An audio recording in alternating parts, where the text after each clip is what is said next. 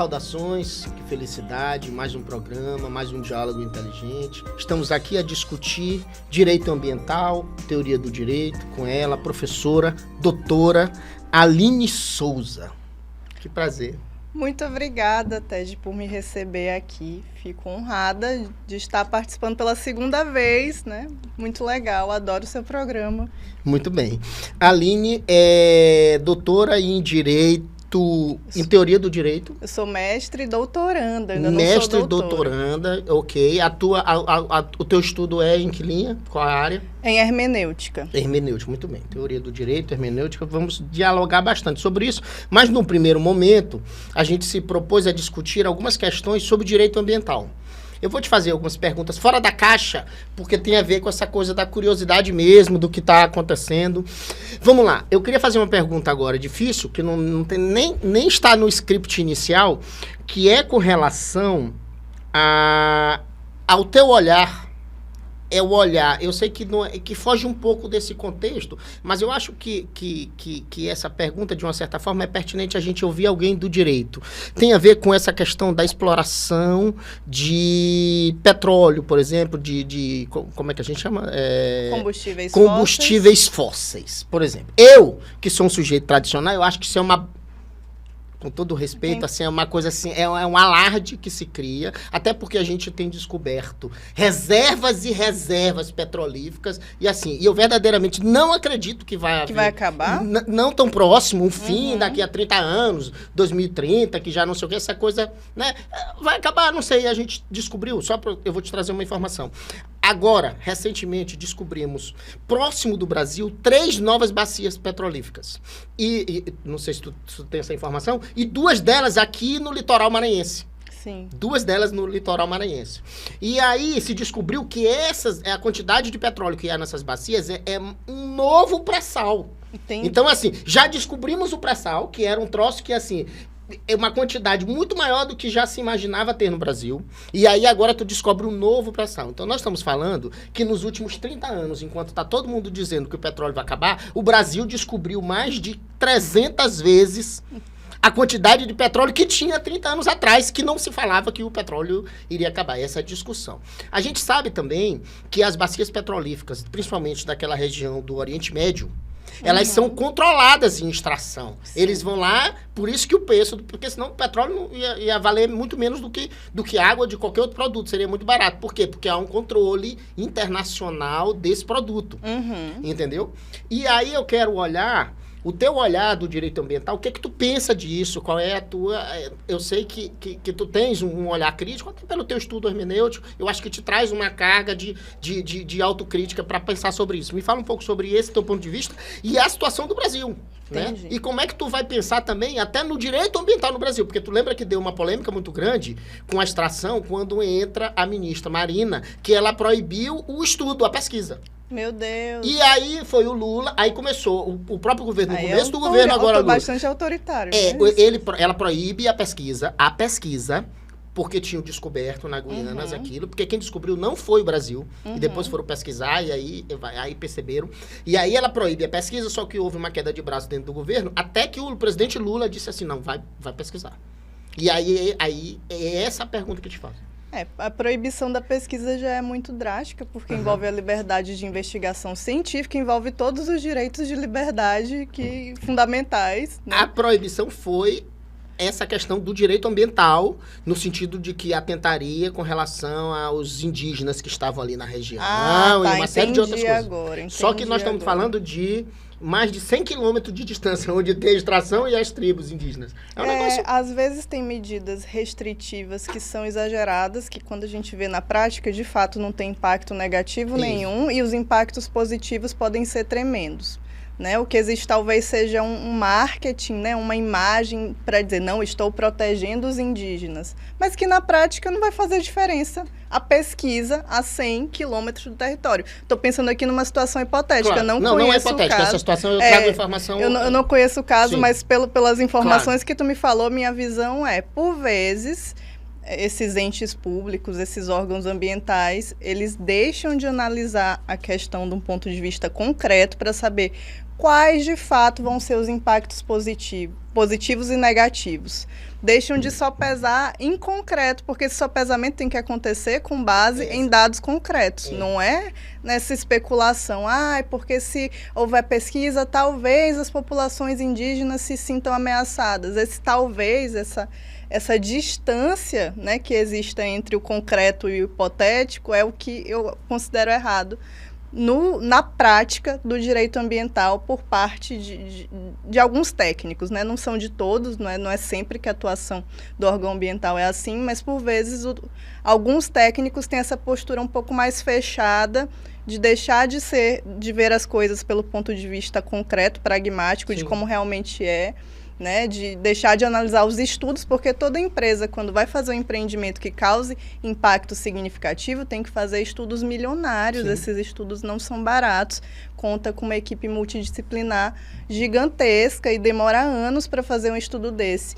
E às vezes o técnico ignorar o estudo e começar a acreditar em especulações, em alegações que têm um teor político, que tem um teor de, às vezes, causar alarde, que não tem uma intenção de realmente contribuir com aquela população. É mais de usar de uma pauta para se promover. Sim. Nós estamos falando ali de um patrimônio econômico gigantesco, que é mais um outro pré-sal de quantidade. Voltando para a pergunta dos combustíveis fósseis, certo. Que eu Tu já é do time... Fui por um caminho diferente, né?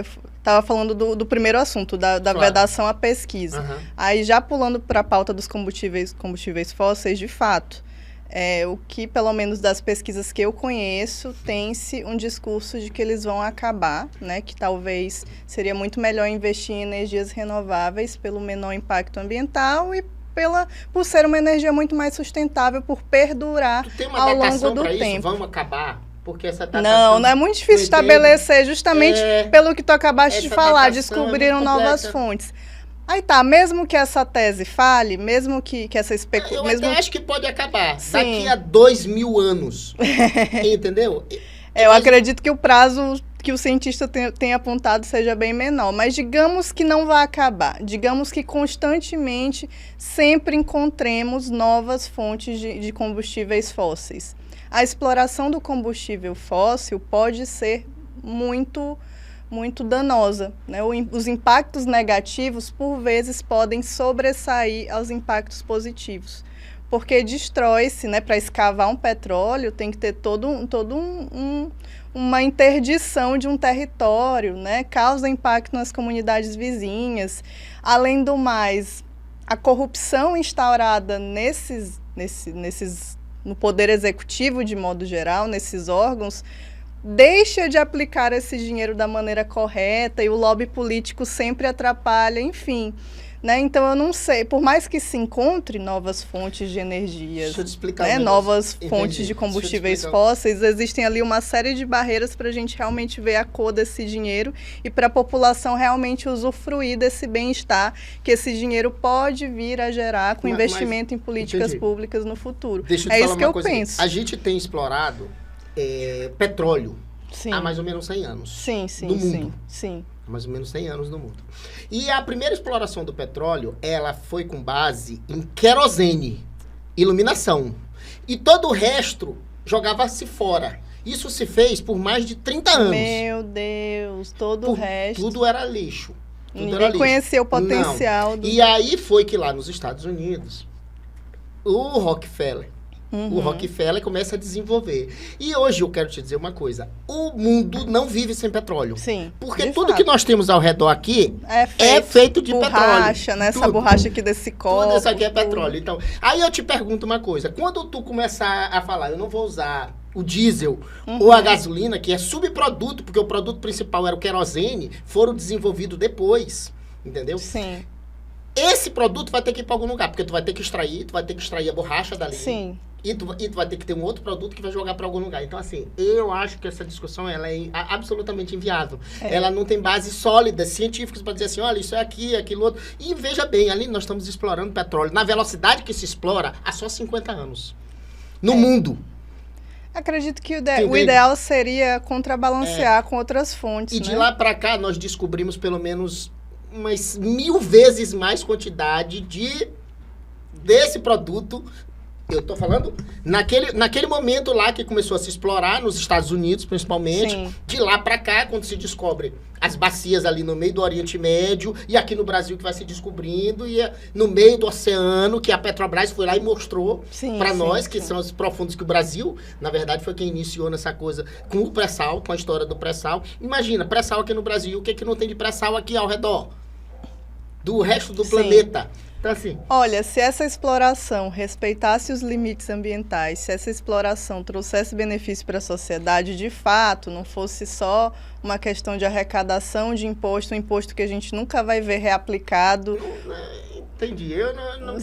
Eu concordaria, né? Eu seria a favor. Não, está respeitando os limites ambientais, é uma exploração que pode perdurar por mais tempo, pode mesclar aí com outras fontes de energia. O Brasil tem um potencial altíssimo para investir em energias renováveis, para investir em energia solar, energia eólica. Energia solar, eólica. Então, agora, por exemplo, a energia mais limpa que existe, que é a nuclear? Não, a mais limpa é a de hidrelétrica. A hidrelétrica, a exatamente. Hidrelétrica, ela tem um dano ambiental muito também maior do que a petrolífera. Exatamente, também traz impactos muito maior. Ambientais negativos para as comunidades muito vizinhas. Muito maior, ela que tem um impacto ambiental gigantesco, se tu for analisar friamente. Altera todo o curso d'água. Curso d'água, animais, tudo peixes, aí, sim, tu tem um impacto direto muito grande. Mas, Aline, eu quero te perguntar uma discussão, e aí eu quero voltar para a técnica para tu falar. Eu acho que essa discussão, ela tem. Tu fala para a sociedade, mas às vezes tu fala para o estudante, às vezes tu fala para o profissional do direito.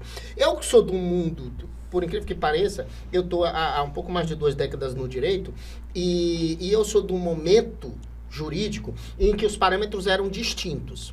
Eu comecei a estudar direito constitucional, não existia constitucionalista no Brasil. Quer dizer, não existia constitucionalista no Maranhão. Eu lembro do Canotilho, tu falava bastante do Canotilho, que é português, né? Canotilho e tal, mas a grande discussão é que não era uma carreira que existia. E veja que a carreira foi ao alto ápice e depois decaiu. Verdade. Por conta da emenda 45, logo depois da emenda 45. Não da emenda em si, mas da regulamentação da emenda 45 que se deu mais ou menos depois de 2012. Que foi da regulamentação, porque a emenda é anterior, mas a regulamentação foi bem depois. Por conta dos recursos extraordinários, dos requisitos. Pré-questionamento e tal. Sim, e isso liquidou com esse profissional, que era um profissional altamente qualificado, que essa minha advocacia era essa, que eu era contratado pelos advogados. Para fazer as teses. Para fazer as teses e os recursos. Mas por incrível que pareça, essa semana mesmo me procurou um advogado com um monte de recurso extraordinário especial que disse, cara, eu não consigo mais fazer isso. Eu disse, eu preciso de ti, eu quero te levar todos os meus processos. Ele não consegue nem que recurso seja conhecido, né? Pela falta do pré-questionamento dos outros. Pela instrumentalidade constitucional. Sim. Mas o que eu quero te perguntar é o seguinte, eu quero que tu explique para nós a estrutura do direito ambiental. A estrutura legislativa, a aplicação, a partir da legislação, a aplicação do direito ambiental. Eu acho muito confuso, particularmente. É um tema que eu não estudo, direito ambiental, embora seja constitucionalista, mas não é um tema do meu estudo. Mas vou te trazer um parâmetro. Eu que sou anterior ao Código Civil, esse atual, eu me lembro ainda que o Miguel Reale, o grande Miguel Reale, relator do Código, o velho, quando ele veio aqui, o pai, o Miguel Reale, quando ele veio aqui em São Luís, aqui mesmo em São Luís, e eu estava presente no lançamento do Código, que ele fez o lançamento em todos os estados, ele foi em todos os estados, apresentar para a população. E ele dizia o seguinte, este código, ele com o código na mão, este código é a Constituição do cidadão. Porque o parâmetro que se tinha naquele momento, porque o direito constitucional hoje é muito simples, o que a gente faz? A gente pensa, isso é um negócio que começou, tem 15 anos que se pensou isso, depois de mim no direito, particularmente. Então, assim, a gente começou a discutir, é a constitucionalização do direito civil, é a Constituição. Hoje não fala mais isso, mas naquele momento era a grande novidade do direito, é constitucionalizar. Então é o quê? A gente dizer que a Constituição é filtro de tudo.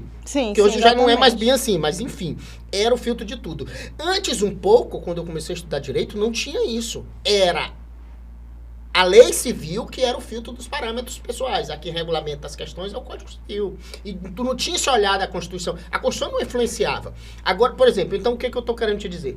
Que pro constitucionalista é muito fácil. Ele começa a julgar as leis e diz assim, isso não é constitucional, isso é constitucional. Ele começa a apontar em cima de um pedestral e vai dizendo o que é, o que não é.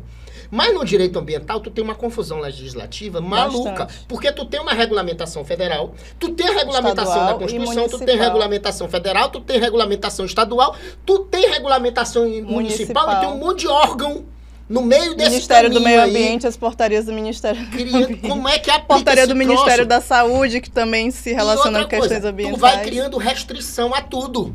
Sim, é. E ao desenvolvimento econômico. Sim. Quer dizer, explica direitinho esse troço aqui, como é que a gente aplica esse negócio, porque é uma confusão. Não é simples, assim como é o direito constitucional, que embora tenha um grau de hermenêutica, de interpretação, tu tem um parâmetro, tu diz, ó, o parâmetro é a Constituição, é assim que a gente faz controle de constitucionalidade. O parâmetro é a Constituição, o objeto é todo o resto. E a gente vai dizendo o que é e o que não é. Mas no direito ambiental não dá pra fazer isso. Como é que fica o conflito disso? Tu falaste muito bem. São muitas normas, muitos âmbitos de aplicação. Né? A Constituição ela tem um dispositivo que se refere ao meio ambiente, que é o 225, né? Mas a gente tem uma série de leis a nível federal, como o Código Florestal, a Lei de Crimes Ambientais, tem as resoluções do CONAMA, né? A resolução 237 do CONAMA, ela tem um anexo que elenca todas as atividades que estão sujeitas ao licenciamento ambiental, que é uma legislação muito importante, que o advogado ambientalista sempre vai lidar com licenciamento ambiental uma hora ou outra, ou com acompanhamento dessas licenças ao longo do tempo. Então, vai observar as resoluções do CONAMA de modo geral, né? Temos também as regulamentações das Secretarias de Meio Ambiente Estadual e Municipal, a SEMA e a SEMAN aqui no Maranhão, no caso. Então, temos as portarias do Ministério do Meio Ambiente, que também criam normas. E o conflito de normas? Eu diria pelo critério da especialidade. Se o empreendimento é municipal, se restringe ao âmbito municipal, então a gente observa as normativas da SEMAN, né, da Secretaria Municipal de Meio Ambiente, e as outras que não forem, que forem compatíveis. Por exemplo, se a gente tem uma norma que é mais restritiva aqui no âmbito do nosso município, tem essa discussão porque restritiva no direito ambiental, porque né? o nosso município tem alguma especificidade quanto à vegetação, quanto à fauna, quanto à flora, enfim.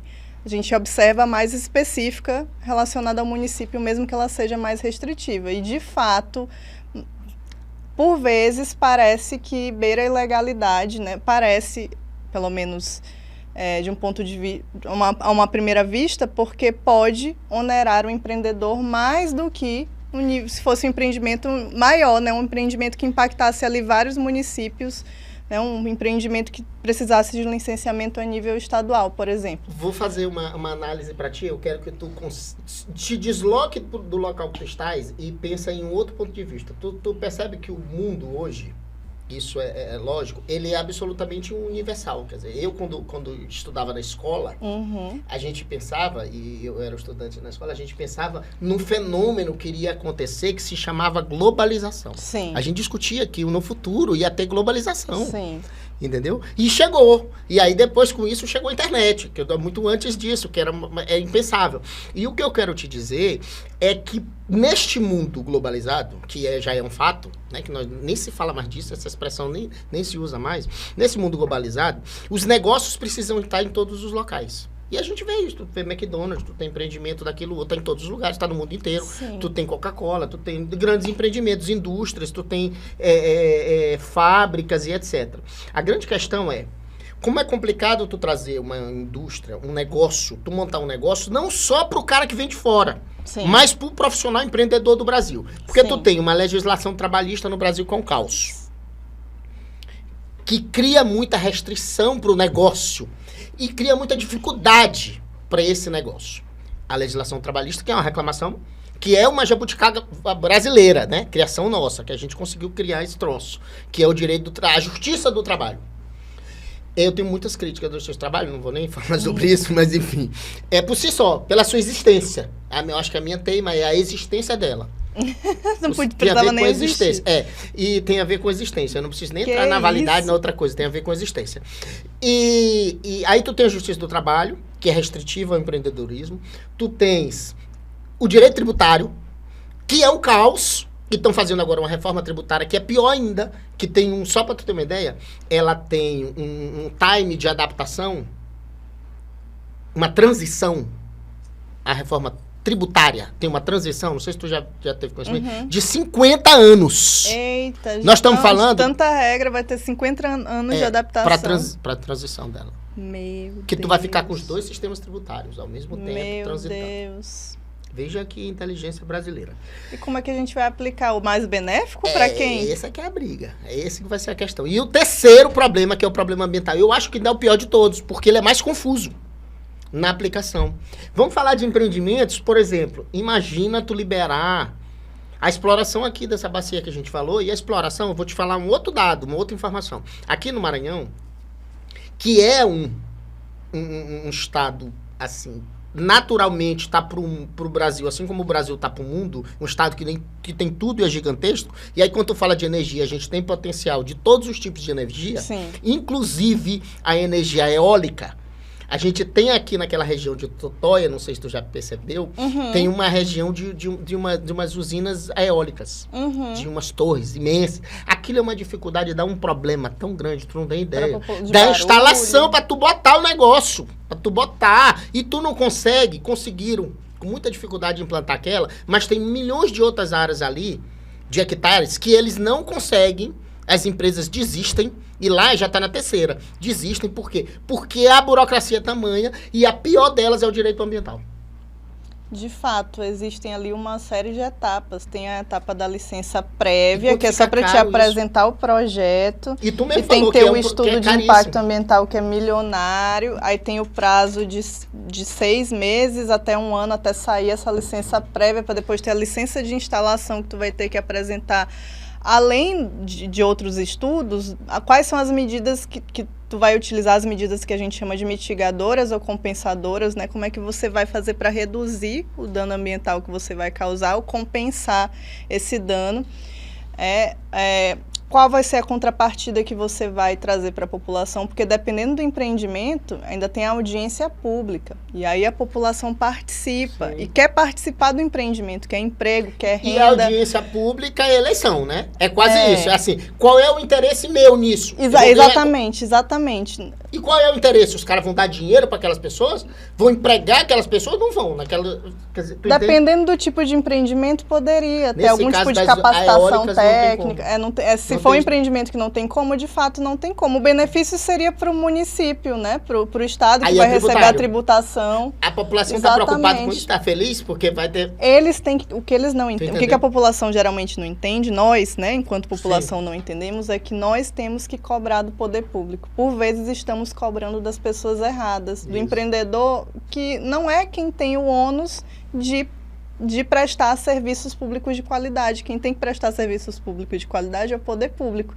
E, por vezes, as pessoas confundem o alvo, né? Querem barrar o empreendimento, sendo que o inimigo, né? Não tem inimigos, mas se tivesse que apontar alguém que não está fazendo a sua função, talvez fosse mais o poder público do que o próprio empreendimento. Mais uma vez eu vou bater na mesma tecla para mim, que a confusão que é o direito ambiental. Eu vou te trazer agora para uma outra área de atuação minha, que eu sou muito resumido. Eu no final das contas, eu estou há mais de 2 décadas no direito, mas eu só estudei 3 áreas. Parece muito, mas eu acho que dentro de toda uma vida de trabalho não é tanta coisa. Eu estudei muito direito imobiliário, notarial. Muito legal. Porque eu trabalhei nessa área, eu fiz ações judiciais. No momento em que houve a mudança de chave no Brasil, onde começou os concursos, eu atrapalhei esses concursos por anos. Por conta do direito constitucional e direito imobiliário, eu advoguei muito nessa área. O direito constitucional, que é o meu lá sempre, eterno, que é a base da minha discussão, direito constitucional e processo civil, e processo em si. E uma área que eu também advogo há muitos anos, que é uma área que eu sempre advoguei, e hoje em dia, no final das contas, é a grande área de atuação da minha área de atuação, que é o direito eleitoral. O direito eleitoral é um direito que tem mais ou menos esse grau de complexidade do direito ambiental. Assim, é difícil, todas as vezes que uma pessoa que não é eleitoralista se mete a fazer uma campanha eleitoral, dá problema. É impressionante. Vai deixar alguém inelegível, vai perder... Os prazos são em horas, e não é só por isso. O grau de complexidade e de alteração legislativa é tão grande, assim como é a confusão do direito. Porque o direito ambiental, eu acho, porque ele é confuso. É muita legislação, é muito cacique para pouco índio. E muita resolução, portaria, que é mais difícil de acompanhar. O direito eleitoral não, ele é mutável o tempo todo. Sim. Ele muda literalmente a cada ano. Porque um ano a jurisprudência altera, o outro ano a legislação altera, o outro ano tem eleição, no próximo a jurisprudência altera, no próximo a legislação altera, no próximo tem eleição. É sempre assim. Então altera tudo. E tem um projeto, existe um projeto hoje, que é a feitura do Código Eleitoral. Porque é tão confuso que a galera pensou, vamos fazer um troço unificado, porque tá demais. Sim. Eu acho péssimo, quero que fique esse caos. Não, porque tu é um advogado, né? Tá tu já conhece, tu já sabe eu já tô no mundo, pedras. Mundo, eu faço parte desse mundo há anos. Sim. Então, pra mim, tá ótimo. Eu gosto das mudanças. Um ano eu tô estudando uma coisa, outro ano... Tem um ano que eu não estudo quase nada. Que bom. Entendeu? E aí, no outro ano eu vou, estudo, altero e tal, e pronto, e é legal. E essas alterações são tão boas que a gente fica brigando com todo mundo. É uma coisa muito nacional, por exemplo. O relator da reforma, da reforma eleitoral que ia acontecer antes, porque existe o código, mas tem a reforma eleitoral, é o Rubens Pereira Júnior. Foi o Rubens Pereira Júnior. Sim. A reforma caiu por terra. Não foi aprovada. Por quê? Porque eles botaram só bobagem dentro da reforma. Meu Deus. Eles não... Um monte de gente que não é eleitoralista, é aquela história. Foi lá e botou um monte de abacaxi dentro e não foi aprovado nada, porque só era loucura. Então, o que acontece? É uma área que não dá pra tu não saber, pra tu se envolver. Eu reputo que isso é a mesma coisa no direito ambiental. Com certeza. É uma confusão, um caos maluco. Como é que é essa discussão de fazer um código eleitoral, tentar normatizar, tentar regulamentar, porque assim, eu sempre falo isso, é um dado que a gente usa, é um dado que já virou um senso comum. Dizer que no Brasil a gente fizeram uma pesquisa, a USP há uns anos atrás, isso é uma coisa muito antiga, virou quase que um folclore. Assim, há mais de 10 anos a USP fez uma pesquisa e descobriu que no Brasil havia mais de 2 bilhões de artigos de lei. Meu Deus, 2 bilhões de artigos de lei. Aí eu te pergunto, quem é capaz de ler pelo menos 1% deste número? Ninguém. Então, assim, é inútil tu ter uma carga tão grande de legislação, regulamentação, que tu não consegue aplicar nada. A mesma coisa é o direito ambiental. Eu fico pensando exatamente nessa loucura. Não há um pensamento entre vocês do direito ambiental no sentido de vamos fazer um código, vamos simplificar, é o que se pensa no direito eleitoral. Mas o direito eleitoral, a discussão, ela é política. Sim. A parada é outra. É porque tem que mudar o tempo todo, porque é a regra do jogo político. Altera o direito. Mas e o direito ambiental? Por que não tenta se posicionar? Porque o direito do trabalho, de uma certa forma, ele se regulamentou, embora seja muito complexo. O direito tributário também tem esse caminho. Não é tão confuso quanto o direito ambiental. E o que pensam vocês do direito ambiental? O que eu percebo, assim, falando enquanto tu parte que nem eu da prefere academia, que fique o caos? Eu, no direito eleitoral, eu prefiro o caos. Eu acredito que não, porque prejudica todo mundo se ficar um caos, né? Prejudica o empreendedor que quer tirar sua licença, prejudica todo mundo. Todos. E tu não consegue advogar para todo mundo primeiro, para começar, porque é um universo muito grande. Assim, eu não vejo na academia o enfoque nessa necessidade de unificar a legislação ambiental. O que eu vejo talvez sejam discussões muito abstratas que nem sempre correspondem à realidade do dia a dia do direito ambiental. E as discussões práticas do direito ambiental, ou quem atua na prática com o direito ambiental tem essa dificuldade de estar acompanhando norma que foi revogada por outra nova. É uma loucura, né? Tem de fato essa dificuldade. Mas eu também não percebo necessariamente uma vontade de unificar, até porque são regulamentações de órgãos diferentes. Como não há unificar, né? A questão do ego das competências, exatamente, né? Desses entes. Exatamente. O que eu percebo talvez seja uma vontade de simplesmente simplificar. Né? De reduzir um pouco tantas restrições que talvez não sejam necessárias, não sejam benéficas para o meio ambiente e ainda causem grandes barreiras para o desenvolvimento econômico. Eu queria te agradecer demais, Aline. Para quem está ainda no programa Saudações conosco, você pode migrar, quem está na televisão, na TV Bandeirantes, você pode migrar para o YouTube, @programa Saudações, para continuar esse bate-papo aqui com a gente. Quem vai participar agora será a doutora Ivane Rodrigues conosco para fazer esse diálogo, uma tríade, uma discussão muito mais profunda. E eu queria agradecer demais você e dedicar esse programa para a doutora Guilhermina. Um abraço, um beijo, uma felicidade de ter te conhecido. E até o próximo.